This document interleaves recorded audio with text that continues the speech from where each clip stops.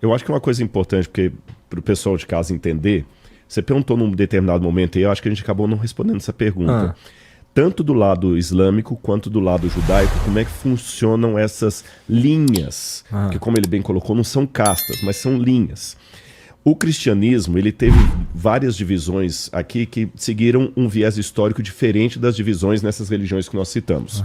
Porque aqui você tem a Igreja Católica, antes dela você tinha cátaros, albingenses, valdenses que romperam com a Igreja, e a partir de 1517, com Martinho Lutero, você teve a Reforma Protestante, e depois outras ramificações. Aí o Calvino fez o calvinismo, John Wesley fez a Igreja Metodista, o Henrique VIII fez a Igreja Anglicana. Então houve essas rupturas. Em 1052, se eu não me engano, teve a Igreja Ortodoxa. Então hoje eu falo o seguinte, eu sou cristão adventista, mas tem o outro que é cristão batista, o outro é cristão presbiteriano. São igrejas com CNPJ diferente, pastor diferente, tudo muito diferente. Até a visão de mundo mesmo. Muito diferente. Não houve essas rupturas históricas. Vou começar primeiro do judaísmo, depois eu falo no islamismo. Lá foi um pouco diferente. Você tem as linhas, principalmente rabínicas. Como um rabino interpreta e aquela escola vai e interpreta, na época do Talmud. Tanto é que o Talmud é uma multiplicidade. Agora eu que te peço para me corrigir se eu te falando errado aqui. O Talmud ele foi compilado depois ali da Tanakh, né? Ele é uma tradição oral, mas a compilação dele começa no final do primeiro século, vai até 250.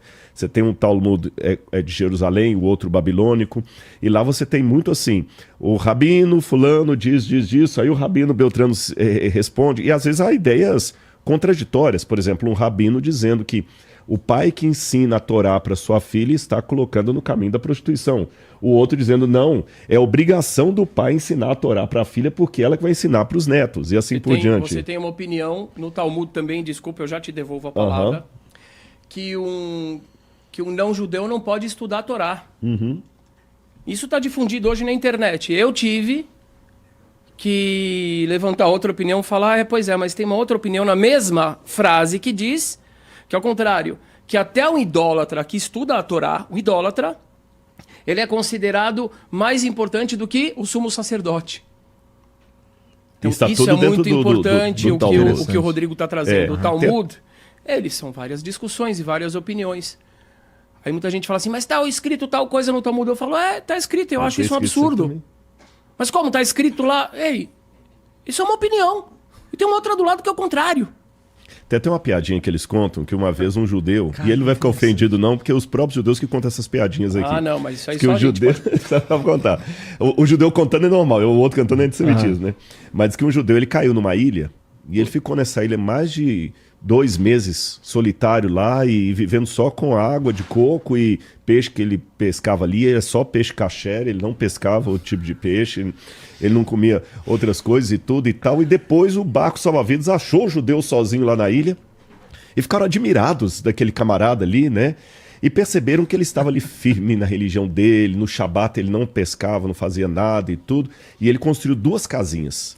E eles perguntaram, o que é isso aqui que você construiu? Ele falou assim, são 2 sinagogas. Porque, como judeu, todo Shabat eu tenho que ir para a sinagoga. Então, nossa, que fé bonita. O sujeito ali sozinho manteve o judaísmo dele. Mas por que construir 2 sinagogas? Ele falou, para ter certeza de qual que eu não entro. Então, quer dizer, tem essas piadas aí que o pessoal fala. Então, houve essa multiplicidade. Só que são todos judeus. Aliás, até uma coisa que a gente ouviu há pouco agora de um judeu.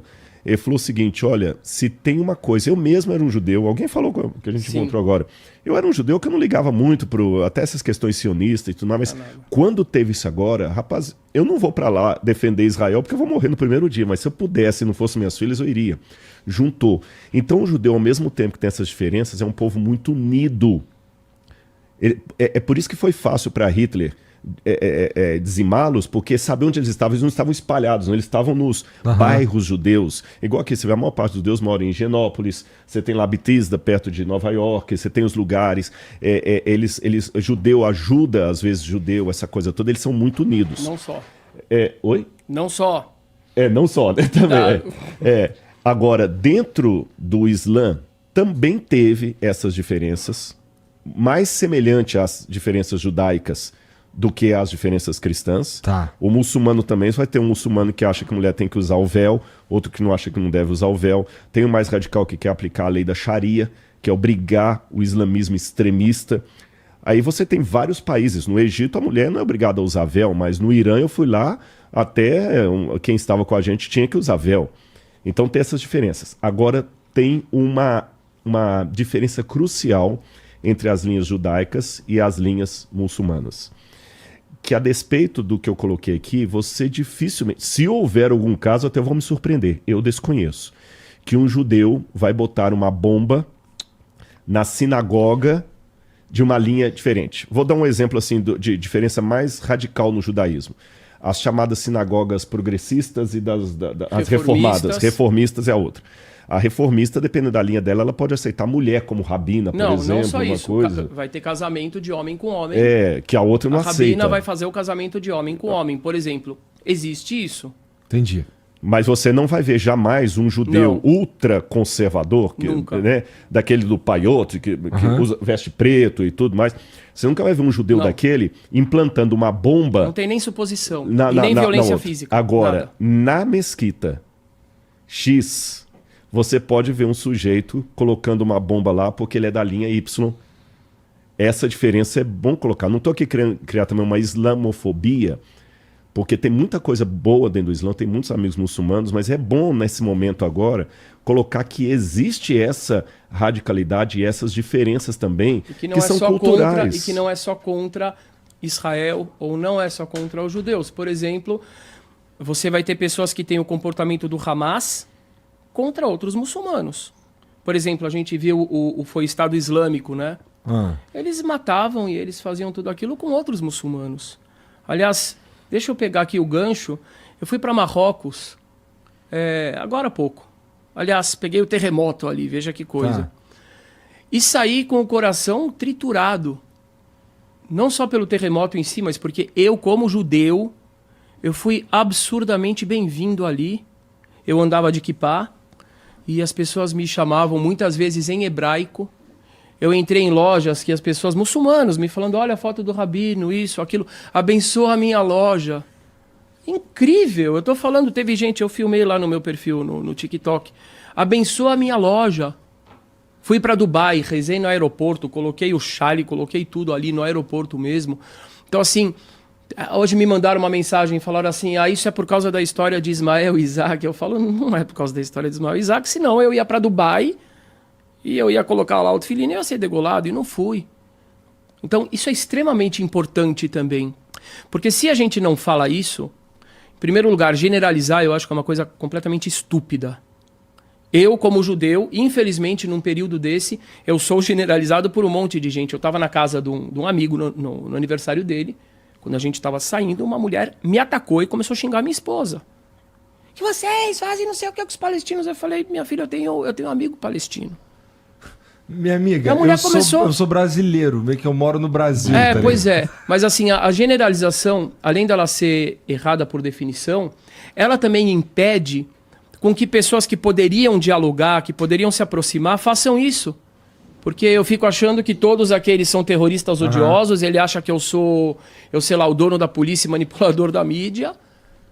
E aí não chega em lugar nenhum. Então essa observação é muito importante, ao mesmo tempo em que é importante também mostrar que existe esse radicalismo e muito forte lá dentro. Eu acho que é bom pontuar isso aqui, Igor, porque assim, tem dois extremos. Um extremo é o que ele bem colocou aqui, eu até joguei a bola também aqui, que é a estupidez. Ele usou até um eufemismo, eu vou ser um pouquinho mais...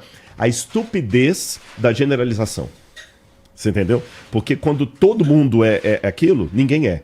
Então essa estupidez da generalização ela é perigosíssima. Mas existe um outro extremo igualmente perigoso, que é em nome de não ofender uma maioria que não é daquele jeito, você não denuncia a minoria. Uma vez nos Estados Unidos, uma menina estudante de direito, ela falou o seguinte, olha, eu quero dizer para você que vocês estão errados de criticar o extremismo do Islã, porque 80% dos muçulmanos não são assim. E eu não estou me vendo representada aqui. Nos Estados Unidos tem tantos milhões de muçulmanos morando aqui que não são terroristas, não são isso, e vocês ficam acentuando isso aí e tudo mais. E a palestrante falou com ela assim, eu agradeço você ter colocado isso, porque agora eu posso também dar dados aqui. existe mais de 1 bilhão de muçulmanos no mundo. 1 bilhão e 200, se não me engano. Se você está falando que 80% não são assim, você está admitindo que 20% são. Isso dá uma média de 300 milhões de pessoas. 300 milhões de radicais é mais do que a população dos Estados Unidos. Agora, os 80% que não são radicais, eles são irrelevantes para os meus dados. Porque eles não são ameaça. Ameaças são os 300 milhões, que não é pouca gente. E eu tenho que denunciá-los. A maior parte dos alemães não eram nazistas, nem antissemitas. Mas a maior parte dos alemães são irrelevantes em relação àquela minoria que matou 6 milhões de judeus.